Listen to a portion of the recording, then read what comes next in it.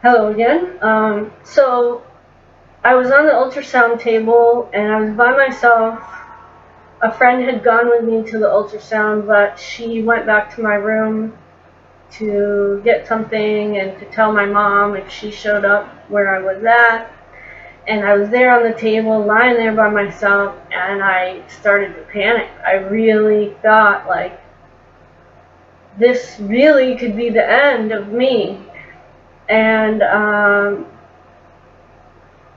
my daughter had been giving me lots of problems by this time. She's a teenager and she was running away and doing drugs and being promiscuous, and she didn't know the extent to which I was using drugs and stuff because I would like hide it from her.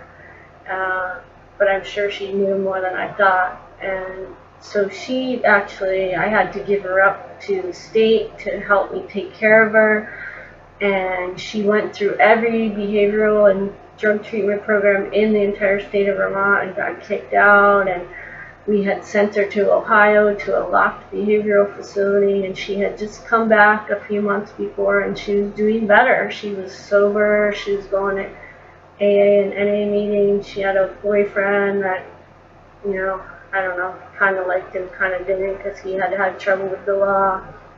But she was doing pretty well. And so I was on this ultrasound table and I was freaking out, and I knew that God doesn't like bargaining prayers, or at least even though I denied God.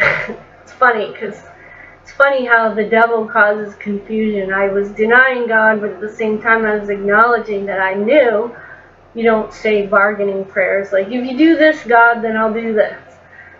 So I knew not to say prayers like that, but I really thought I was going to die, and I thought, what am I going to do? And I started to pray, and I said, God, please save me. Like, I know that I don't deserve it. I know I've done a lot of terrible things in my life, and I was just asking if you would save me for the sake of my daughter. Like, I was afraid that if I died, that would just throw her back over the edge and she would start doing all these terrible, destructive things to herself again. And I didn't want to leave her behind and have her feel so lost and hurt to lose her mom. And so I asked God, please, for the sake of my daughter, will you save me? And if you do, I will tell everyone about you. And it turned out that the blood clot hadn't gotten into my arterial system yet, so it wasn't likely to dislodge and like go into my brain or my lung or my heart and kill me. So, I went in the next day and I got my large intestine taken out, and I went home, and I recovered. I had a temporary ileostomy, which is basically a bag that drains your bowels onto your stomach, and I took a long time to recover from that. I went back and I had a special procedure where I had the J pouch, so they take the small intestine and they make a new pouch so you can poop on the toilet like a regular person, although it's not like a regular person. And as I got better, I went back to drinking and using drugs and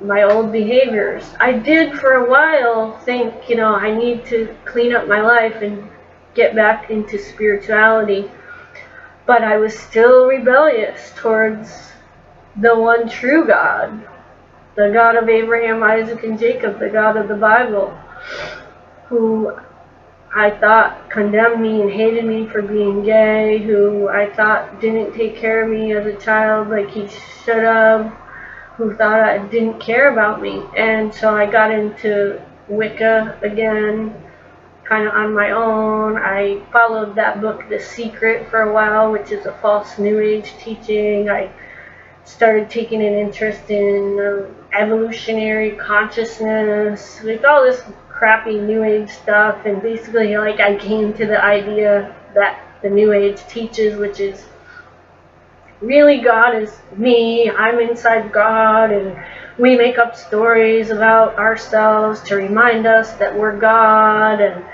if I just, have the right thinking, I can create my own world and happiness and, make the world this happy, wonderful thing that I think and want it to be. Excuse me. And so even though maybe a seed had been planted by God saving me and thinking, I need to be seeking God, it's like the scripture says, the seed was spread out and then the bird came and took it. And I wasn't fertile ground for the true gospel. And so I continued on my course of drugs and alcohol and cheating and lying and stealing, and I got involved with the underground music scene as a DJ, and I ended up, divorcing my ex-wife, my civil union, and my daughter now had moved away from home. By now she was like 18, so I was on my own, free to party, and my behavior just became more and more depraved. I got involved with this other girl and, was trying to do the little gay family thing. She had a son and we lived together, and we, had an open relationship where we would have sex with other people sometimes together. And then she ended up cheating on me with a guy friend, the boyfriend of my best friend, and that really hurt me. Like, that violated the terms of our open relationship, and I went off the deep end. I started, drinking more and more to like medicate my hurt feelings, and I would drink and I would black out, and like one time I woke up in the hospital with a staple in the back of my head. I didn't know how I had gotten there. I had no money, no wallet, no ID, no phone, and she, said she thought that I went off to go have sex with someone else, because I had actually brought home some guy and had sex with him while I was in a blackout, and then she says that she, had sex with my best friend's boyfriend to retaliate. And so it was just a mess, a sinful, terrible, filthy mess. And we broke up, and that was kind of the final straw. I was so deep in the drugs and the alcohol, and probably so full of demons, and so depressed and suicidal feeling that I didn't care anymore whether or not it hurt my daughter or anyone else. And I kind of wanted to get back at this woman, so I took an overdose of all these antidepressants I had, and she ended up calling the police, and they came and they took me out of my house, handcuffed by my hands and feet, to the hospital, and I ended up in the emergency room, tied to a bed with an IV, and them, planning to admit me to the psychiatric unit. I did agree to be admitted. They probably would have admitted me against my wishes had I not agreed, since I tried to commit suicide, and I was resistant to them caring for me. And God, in His gracious mercy, used my daughter, I believe, who isn't saved yet, to come to my bedside in the emergency room. It was a snowstorm that day. It was January 3rd, 2010. And she came to my bedside and she scolded me, basically. She was very angry, and she said, "Mom, I can't believe that you're doing this. You're being so selfish, trying to kill yourself over some girl. Your grandson is sick, and I had to drag him out in this snowstorm and bring him here to the hospital because of you being selfish and doing this all over some stupid girl." And that hit me right in my heart. I knew that was true. And so You know, I resigned myself to be admitted and let them, you know, give me some treatment.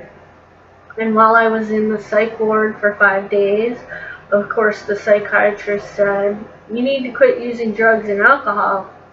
And so I had a friend from the underground music scene that I knew had gotten sober and started going to AA. So I called her before I even left the hospital, and I told her, you know, I didn't even really want to quit using drugs and alcohol. I didn't want to hurt my daughter, and I realized that I was being selfish and that I needed to do something. And again, it can only be God's grace that even changed my mind about that, because, you know, a few days before I was like, alright, I'm just going to go on to a death of drug or alcohol overdose or suicide, and now I had some glimmer of hope. So I got out of the hospital and I started going to AA. I quit drinking. I did continue to smoke weed because I felt like I needed it to control my intestines and my bowels, or my lack of bowels. And so I went to AA, and I was desperate. Like, I knew I wasn't going to be able to stay sober if I felt like drinking and using drugs all the time. And in AA, they do suggest that you get some kind of higher power to help you quit drinking and using drugs, because they say, you know, you can't do it on your own. You have to have a power greater than yourself. You have to have some kind of God of your understanding. I mean, they don't teach the Christian God, the God of the Bible, even though actually the founders did come from a Christian background. And when people got to the step where you give your life over to God, they used to, a lot of AA meetings happen in church basements, and they used to take the person up to the sanctuary and have them give their lives to Jesus. And AA had a lot better success rate back then. But I was desperate, and I didn't want to feel like drinking and using drugs anymore, because I knew if I was obsessed about it, then I would eventually do it. And so they suggested, just get on your knees and pray and ask whoever you think might be there to help you. Humble yourself. And stop thinking you know the best way and you're going to save yourself. So I took that suggestion. I started getting on my knees and praying most days. I'm not perfect. I didn't do it every day. And my prayer was, you know, please, I don't know who you are, or if you even exist, or if you're up there, but if you are, please help me, because I need help. And I started to see a change in my life. Pretty quickly, the obsession to drink and use drugs lifted. I still used drugs a few times here and there, because I was involved with the underground music scene, which is completely riddled with drugs. And alcohol use and sin and fornication and ego and pride and all kinds of sin. But I did eventually quit everything except for smoking weed, which, like I said, I felt like I needed it for medicinal reasons to help slow down my intestines so I could eat without having to poop 20 times a day. And now is a good point to take a break. So may the Lord Jesus bless you, and I hope you'll continue with the next part of my video. Thank you.